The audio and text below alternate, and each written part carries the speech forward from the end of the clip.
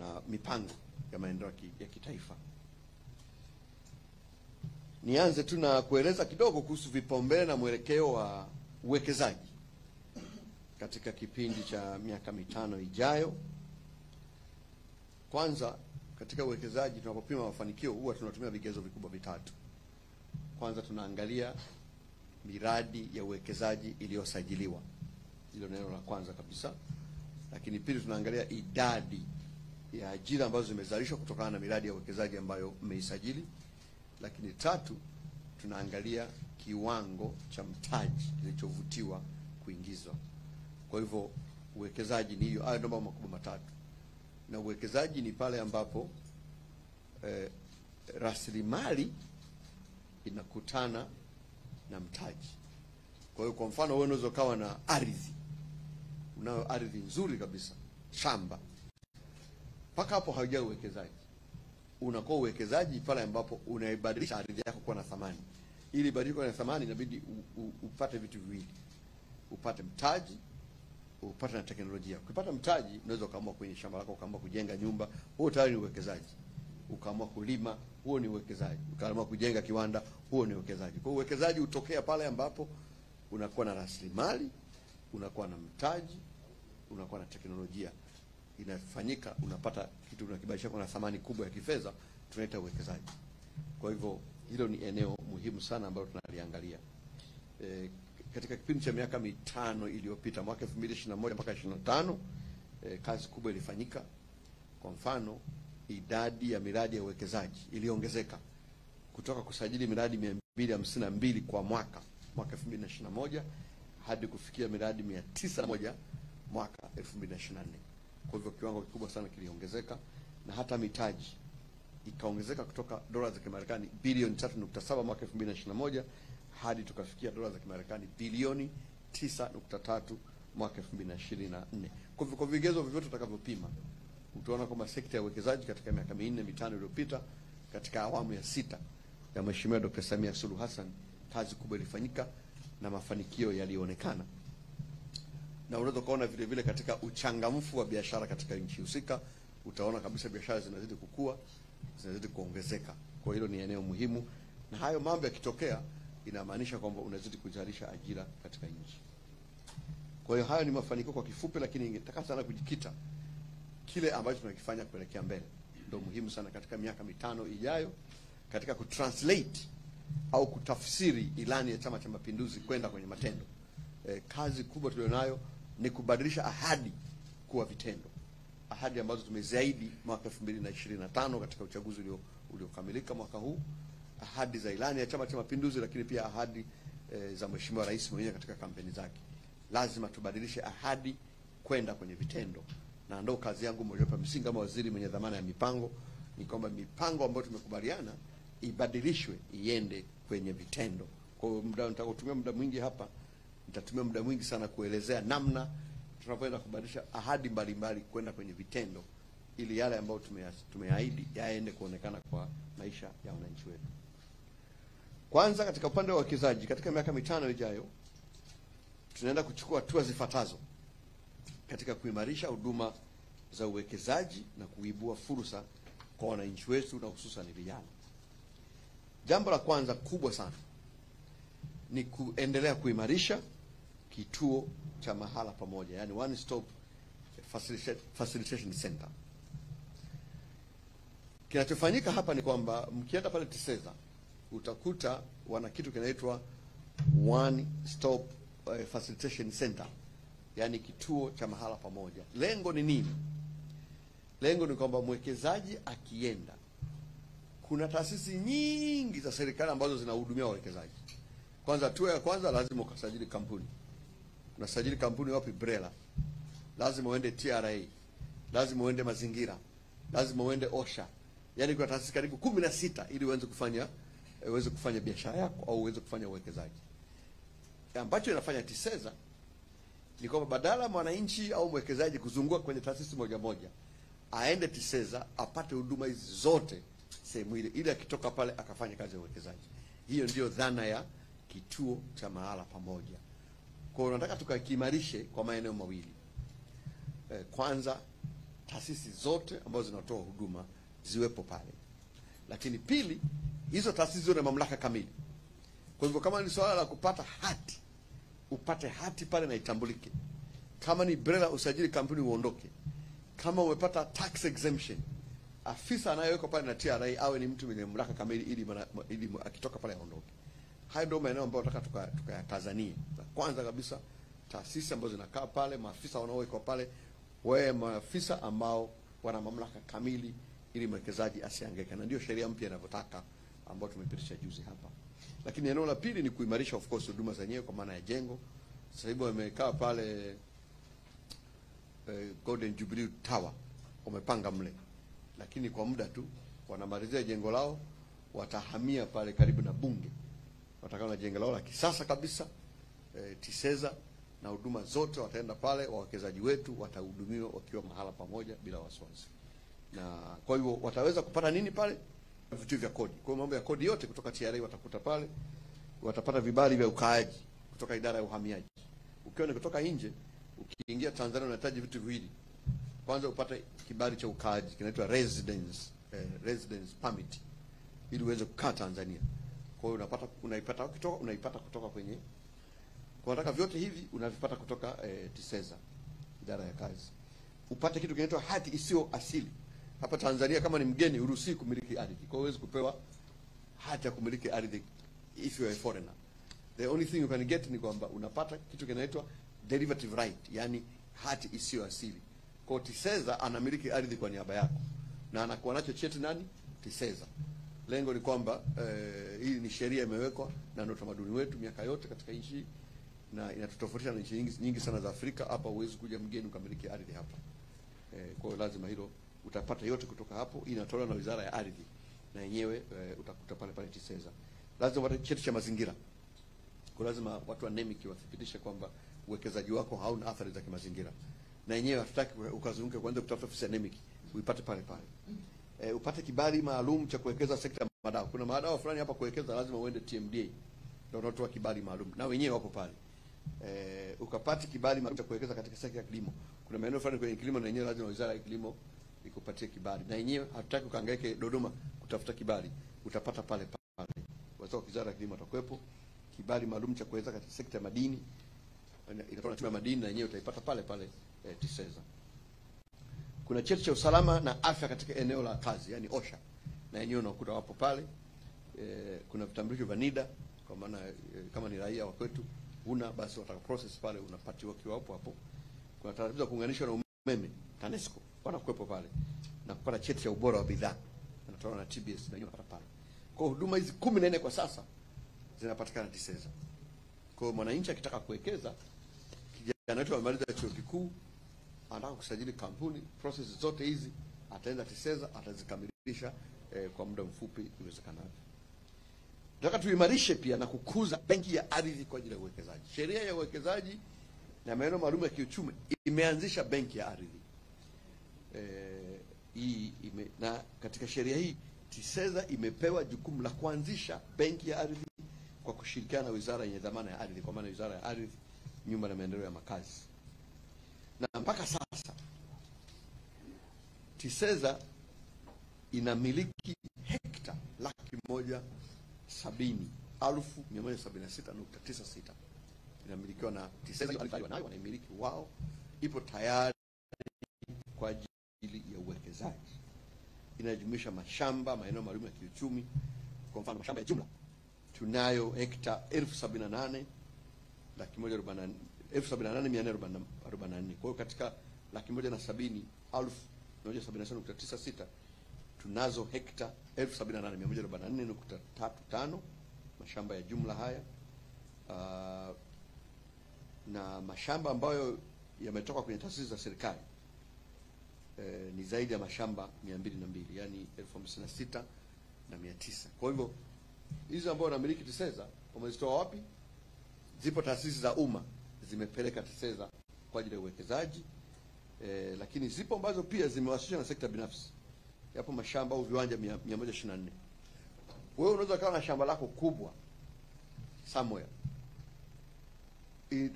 pengine inakuwa ngumu sana wewe kupata uwekezaji. Kwa hiyo unawasilisha pale TISEZA, wao wanakusaidia kukuunganisha na wawekezaji. Tayari wewe unamtaja. Kwa hiyo akija mwekezaji unaingia naye unaita JV, joint venture. Ile ubia. Wewe una ardhi, yeye anakuja pale na mtaji na teknolojia, mnaungana, mnapata share zako. TISEZA wanaweza kukusaidia kufanya hilo jambo. Kwa hiyo maeneo hayo pia yamo. Lakini tunayo maeneo yanaitwa maeneo maalum ya kiuchumi, maeneo ambayo serikali imeamua kuwekeza kwa ajili ya kuzalisha bidhaa fulani, hususan bidhaa kwa ajili ya kusafirisha kwenda kuuza nje. Tunayo hayo jumla ya maeneo 34, hekta 22,623.7. Na katika hayo maeneo 15 yanamilikiwa na TISEZA kwa niaba ya serikali, na maeneo 4 yanamilikiwa na serikali za mitaa na tawala za mikoa, na maeneo mengine yaliyobaki yanamilikiwa na sekta binafsi ambayo yapo kama 12. Kwa sekta binafsi pia wanayo maeneo haya ambayo tunayaratibu. Kwa tunayo benki ya ardhi kwa ajili ya uwekezaji, na ardhi tunayo inamilikiwa na TISEZA. Kwa hiyo swala la ardhi ya uwekezaji changamoto imepungua sana baada ya kuanzisha benki ya ardhi ambayo tayari TISEZA wanayo. Lakini muhimu zaidi, tunawahamasisha watu binafsi, sekta binafsi wenye maeneo yao, mtu mmoja mmoja, kikundi, wenye maeneo yao makubwa wawasiliane na TISEZA. TISEZA watawasaidia kuunganisha na wawekezaji ili wabadilishe hiyo ardhi kuwa uwekezaji, kwa sababu Watanzania wengi sana wanamiliki ardhi. Mimi na shamba Bagamoyo, na shamba Kibaha, na shamba si wapi, lakini ile shamba ukiwa nalo kama halijakutana na mtaji na teknolojia, ni shamba tu, halikusaidii sana. Labda baadaye ujapata mtu akalinunua, lakini ukikutana na mtaji ukafanya ikawa uwekezaji, unapata fedha, unajenga uchumi wa nchi, unatoa ajira kwa watu. Eneo la tatu nataka tupambane nalo kama hatua hii ni mpya, tunaanzisha jukwaa la uwekezaji la kitaifa, yani National Investment Forum.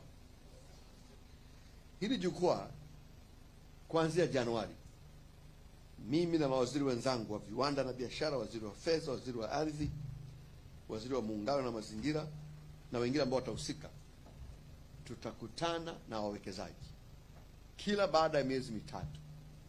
Lengo ni kuwasikiliza, wapate maoni yao, changamoto zao, tuzitatue. Na ndio watu tunakaa mawaziri kadhaa pale na taasisi zake wanazohusika. Ana changamoto, baada ya kusubiri kila mara moja kwa mwaka, tunataka tuwe nao at least mara moja kila baada ya miezi mitatu, tuweze kuwasikiliza, tupokee kero zao, tuzitatue, ili watu wakafanye uwekezaji, uchumi ukue, ajira ziweze kuzalishwa. Kwa hiyo ni jambo ambalo tumelianzisha jipya, tutaanza kulitekeleza kuanzia mwezi wa 3. Jambo ninataka kulifanya hapa ni kuelezeni kwamba kwa kuzingatia malengo na matarajio ya dira 2050, katika kipindi cha miaka 5 ijayo, miradi ya uwekezaji itachaguliwa kwa kuzingatia vigezo 5 vifuatavyo. Kwa hiyo ili tumkaribishe mwekezaji hapa, vivyo vigezo ambavyo tutavizingatia. Tutazingatia vigezo ambavyo vipo kwenye dira. Dira imeshatuainishia tayari vigezo 5 vya msingi. Kwanza, tunataka tuangalie huo mradi una uwezo na fursa kiasi gani ya kuzalisha ajira kwa wingi. Kwa hiyo mradi ambao utazalisha ajira kwa wingi tutaipa kipaumbele. Pili, uwezo na fursa ya kuongeza mauzo ya bidhaa za Tanzania nje ya nchi. Hili ni eneo la pili. Lakini la 4 ni nafasi ya sekta kukua na kuchochea ukuaji wa sekta nyingine. Kwa hiyo uwekezaji wako unachochea vipi sekta nyingine? Kwa mfano, unavyowekeza kwenye kilimo, tunataka kuona uwekezaji kwenye kilimo uchochee uwekezaji katika viwanda. La 4, nafasi ya uwekezaji huo katika kuongeza thamani, value addition.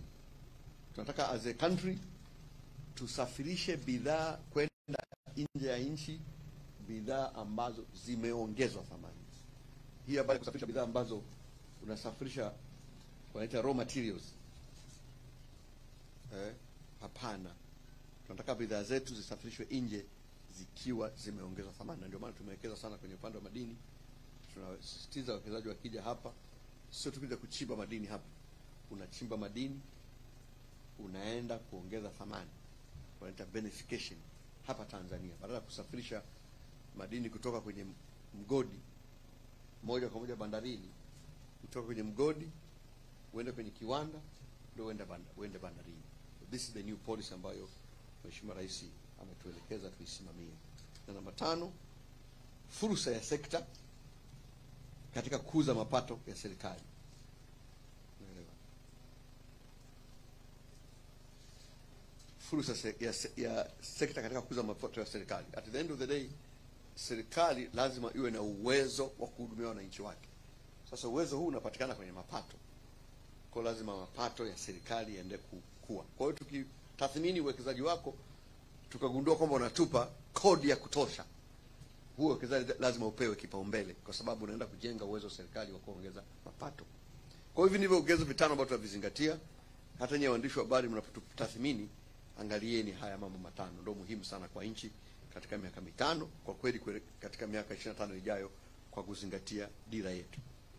Na kwa kuzingatia vigezo hivi, uwekezaji ambao utapewa kipaumbele utazingatia maeneo yafuatayo. 1, kilimo na uchakataji wa mazao ya kilimo. Kilimo bado ni sekta muhimu katika nchi yetu, na bado potential yake hatujaitumia vya kutosha.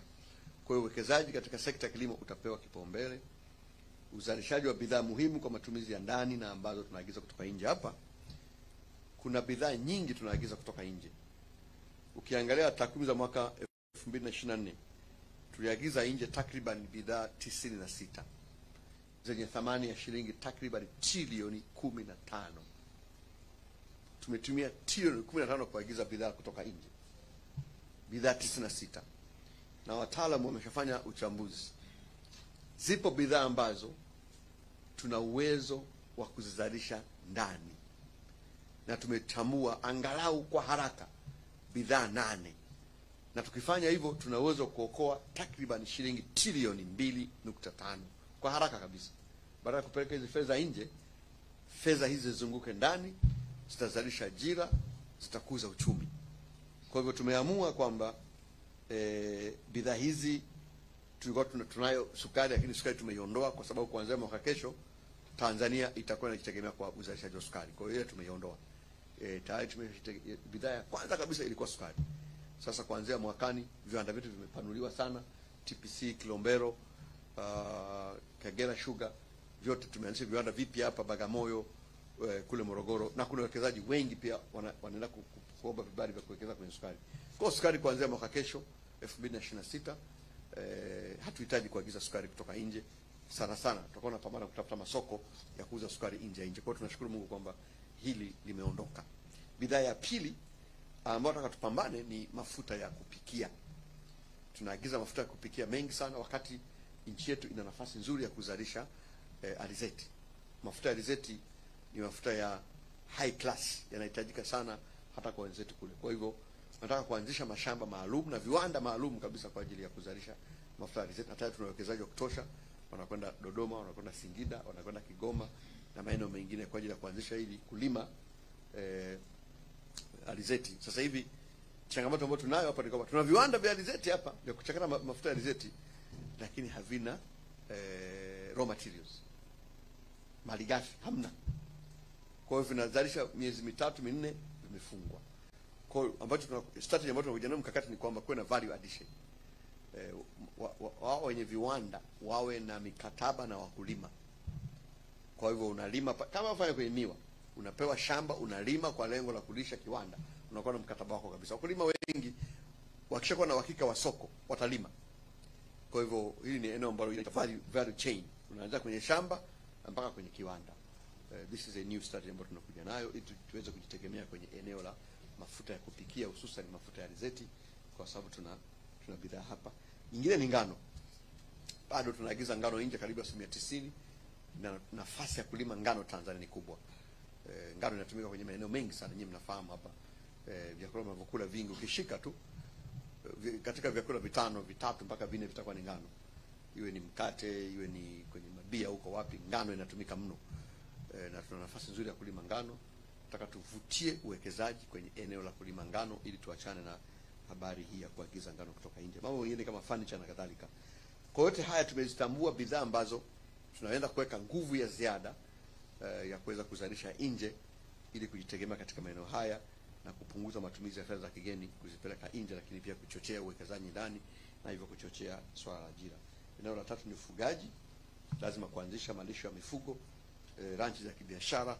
Tuna mifugo mingi hapa, sisi ni nchi ya pili nadhani kwa wingi wa mifugo barani Afrika, lakini bado ufugaji wetu sio ufugaji, ni uchungaji.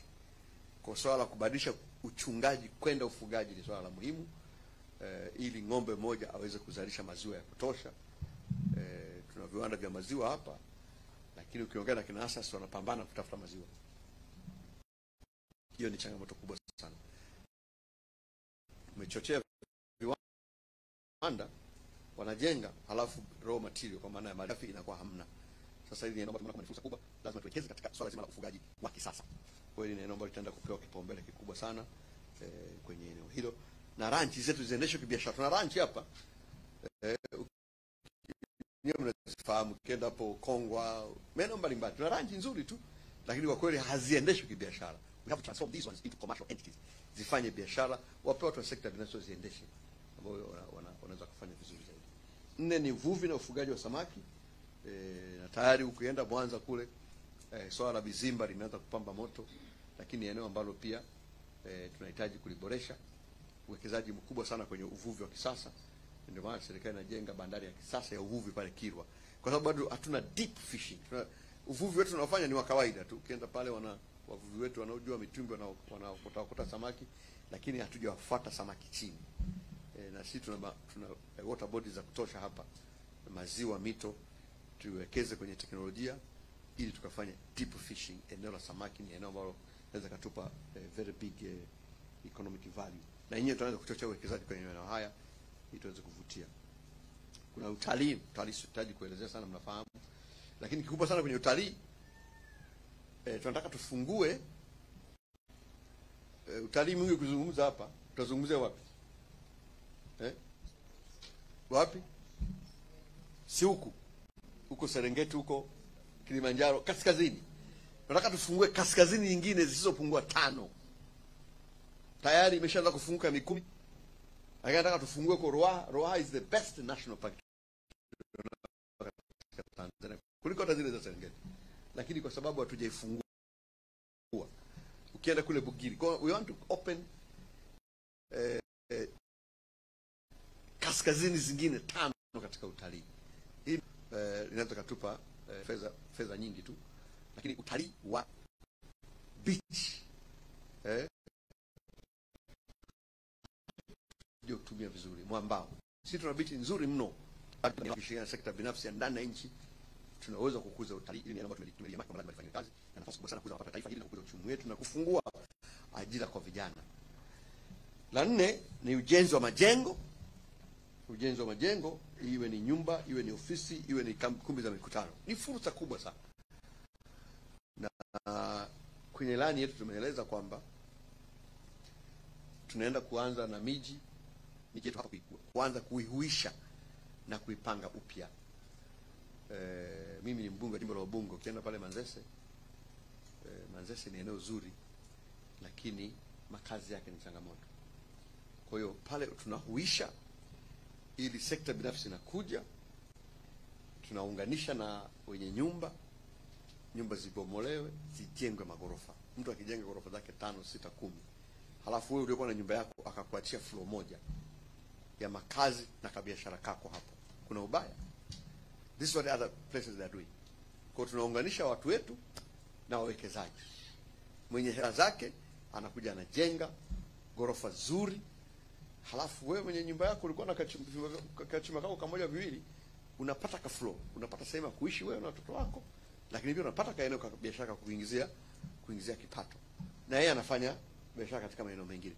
Tunadhani tukifanya hivi, na kwa Dar es Salaam tumeamua kuanzia Vingunguti, Buguruni na Manzese. Hayo maeneo 3 nataka tuanze nayo. Tutayatangaza rasmi, wawekezaji waombe, watapewa mazingira mazuri. Tunatiseza pamoja na wizara yetu ya ardhi, ili mambo haya, ili miji yetu tuihuishe, lakini pia kuifanya miji hii na makazi hayo yawe ni makazi, lakini pia kukuza kipato cha wakazi wetu. Kwa hiyo hili ni eneo ambalo tunadhani tukiliweka vizuri litakwenda vizuri sana. Madini, huduma za kifedha, misitu, nishati ikiwepo mafuta na gesi. Hili ni eneo ambalo muhimu sana. Kwa mfano ile ya mafuta na gesi, nyinyi mnafahamu kwenye gesi kuna mradi unaitwa LNG, liquefied natural gas, ambao tunaenda kufanya kule Lindi. Ni mradi mkubwa wenye thamani ya dola za Kimarekani bilioni 42. Ni mradi ambao uwekezaji wake ni nusu ya pato lote la Tanzania.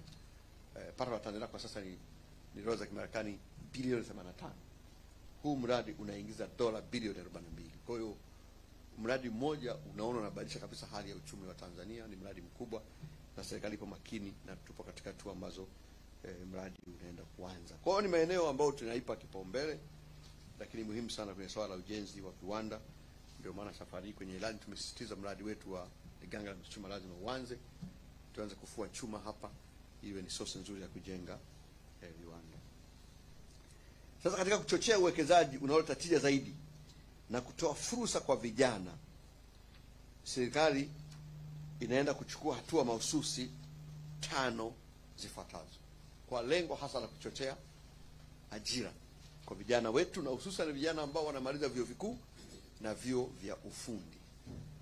Kuna changamoto duniani na hususan kwenye nchi za Afrika kwa kitu kinaitwa graduate unemployment, ukosefu wa ajira kwa vijana wanaomaliza vyuo vikuu.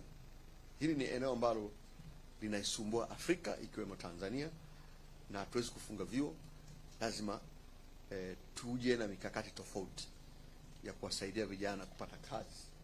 Na kazi yenyewe mnafahamu, kwa zamani sisi tukisoma unamaliza chuo kikuu unaajiriwa serikalini. Ilikuwa sio kazi kubwa hiyo. Unamaliza unakuwa na kazi 2-3. Sasa hivi hiyo hali haipo. Ajira serikalini zipo chache sana na haziwezi kuabsorb watu wetu wote wanaomaliza vyuo vikuu na vyuo vya ufundi. Njia pekee ni kupanua sekta binafsi. Kama njia mliopo hapa wengi hapa, si wangapi hapa wametoka Daily News hapa na Habari Leo. Wengine wote mnatoka kwenye private sector. This is what we need to go. We have to strengthen our private sector iweze kuabsorb. Kwa mikakati ambayo naenda kueleza hapa ni mikakati ya kuweza kufungua sekta binafsi, hususan kwa vijana wenyewe, wawe wawekezaji, wawe wafanya biashara, wajiajiri na waajiri wenzao. Kwa cha kwanza, mwaka huu kabla hujaisha, tunaanzisha kituo maalum cha kuhudumia na kuwezesha wawekezaji vijana. Kitaitwa Youth Investors Resource Center. Tutakifungua pale IPZA pale Mabibo. Lengo la kituo hiki kubwa, kwanza swala la maarifa. Ili uwe mwekezaji, uwe mfanya biashara, hatua ya kwanza ni maarifa. Upewe maarifa, ujuzi wa kuwekeza, wa kufanya biashara. Mitaji inapatikana wapi? Kupata mitaji unafanya nini? Unakopaje? Vitu gani vya kuzingatia? Kwa kituo hiki kitakuwa ni muhimu specific mwili wa binadamu unaishi. Mikopo ya halmashauri ambayo inatolewa halmashauri moja kwa moja wakapewa wao, kama vile ambavyo wanafunzi wa vyuo vikuu wanavyopewa boom na baadaye wakaingizwa kwenye system na hatimaye wakarejesha hiyo fedha serikalini na kuendelea na maisha yao. Asante. Asante Mheshimiwa Waziri, naona maswali yamekwisha, labda tuyajibu haya. Nashukuru sana Omar Mayala. Daily News Ease of Doing Business kwanza ilisitishwa mwaka 2021. Wakati ilisitishwa tulikuwa wa 141 katika ile ranking, lakini World Bank wameanzisha program mpya inaitwa Red Business. Ni kama inapima ile imeanza kuanzia mwaka jana, kwa hiyo tunatarajia tuanze kupata ripoti kuanzia mwaka huu. Kwa hiyo tutajua tuko wapi. Teknolojia ni ushauri mzuri, tutazingatia kwamba hiki kituo tutalink na wadau mbalimbali wakiwepo hao. Yote ambayo itakuwa available tutalink nao, kwa sababu serikali inaanzisha lakini sio lazima ifanye yenyewe. Tutalink na watu wetu wa sekta binafsi wa ndani na nje ya nchi ili kuweza kusonga mbele.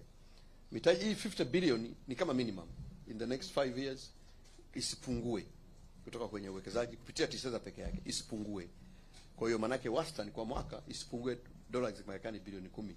Kwa mwaka huu akifanya kwa mfano 15, wakiendelea hivyo it will be more.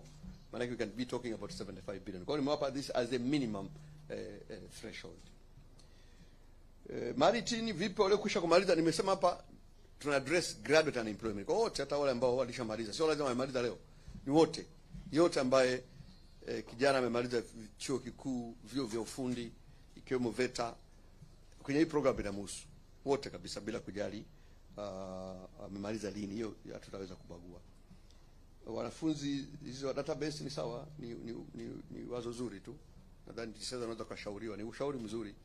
Naweza tukawapa wawetu wa TISEZA waweze kuzingatia. Baada ya maswali hayo, nichukue nafasi hii kuwashukuru tena kwa kunisikiliza na kwa maswali mliouliza, kwa sababu sisi ambao ni walimu, watu wakiuliza maswali maana yake walikufuatilia. Kwa nawashukuru sana kwa maswali yenu, lakini hiyo ndiyo mipango ambayo tunayo. Muhimu ni kuhakikisha muhimu ni kwamba serikali ya awamu ya 6 chini ya Mheshimiwa Dr. Samia Suluhu Hassan, rais wetu wa Jamhuri ya Muungano wa Tanzania, inayo mipango, nia na uwezo wa kuweza kushughulikia kwa dhati kabisa changamoto, hususan changamoto za vijana ambazo zinahusiana na ajira, kupitia kukuza sekta binafsi na kukuza sekta ya viwanda. Na kazi yangu na waheshimiwa mawaziri wengine ni kusimamia maono haya, Mheshimiwa Rais, ili maono haya yageuke kwa vitendo. Na washukuru sana, Mungu awabariki.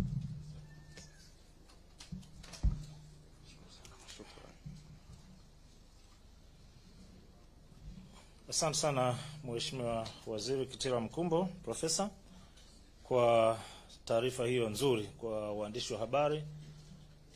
Ninaamini kupitia vyombo vya habari Watanzania wote, hususan vijana, watakuwa wamekufuatilia na wameona fursa ambazo zinakuja katika kipindi cha miaka 5, na wale wanafunzi ambao wako vioni kama wanaingia, basi watakuwa wanafuatilia na watafahamu nini cha kufanya katika kuhakikisha kwamba wanajenga kesho yao iliyo bora kupitia uwekezaji. Tunakushukuru sana. Ndugu waandishi wa habari, tunawashukuru sana kwa kuwa nasi hapa leo.